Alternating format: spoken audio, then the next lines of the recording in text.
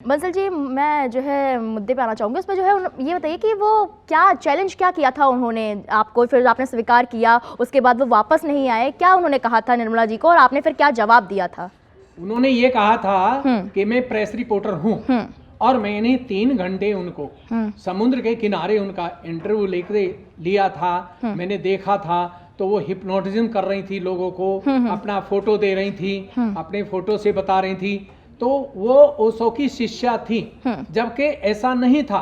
वो श्री माता जी निर्मला देवी साक्षात आदिशक्ति का अवतार हैं और थी और रहेंगी, क्योंकि पहले यही श्री माँ पार्वती के रूप में आई, सीता के रूप में आई, दुर्गा के रूप में आई, माँ नानकी के रूप में आई, मदर मैरी के रूप में आई और माँ नानकी के रूप में आई। तो हर रूप में आई थी। लेकिन अब संसार में अधर्म ज्यादा बढ़ गया और धर्म घट गया।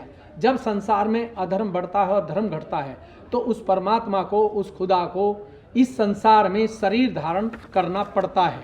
उसको कोई पहचाने उस समय या ना पहचाने।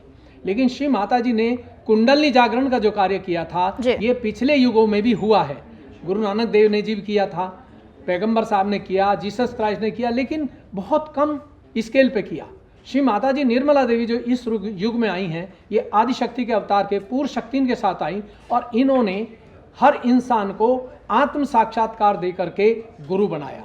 जबकि दुनिया गुरु ढूंढती है, हम सहयोग में हर इंसान को गुरु बनाते हैं कि आप आत्म साक्षात्कार को प्राप्त कीजिए और आप स्वयं गुरु बनिए।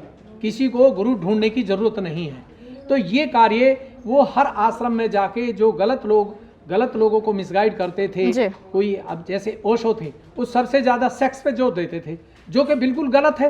मूलाधार चक्र सबसे डाउन होता है उससे, और गणेश के खिलाफ काम करते हैं। जितने लोग उनके शिष्य मिलेंगे, अक्सर आपको कैंसर के पेशेंट मिलेंगे। लोगों को पता ही नहीं है, क्योंकि जब हमारी पॉजिटिव एनर्जी के खिलाफ हम काम करते हैं, वो हमारी मदर है, माँ है।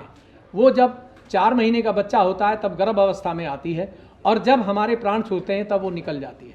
अब वो हमारे किसी भी 5 इंद्रियों से कहीं से भी निकल जाए तो हमको जन्म नहीं मिलता। तो आपने उनके चैलेंज को किस तरह से स्वीकार किया था, क्या जवाब दिया था आपने? हमने ये जवाब दिया था कि आप खुलेआम आइए।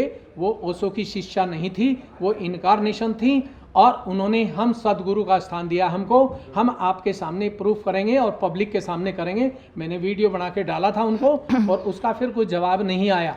और मैंने खुलेआम कहा था कि हम जनता और मीडिया के बीच में बात करेंगे, हम कहीं अकेले बात नहीं करेंगे।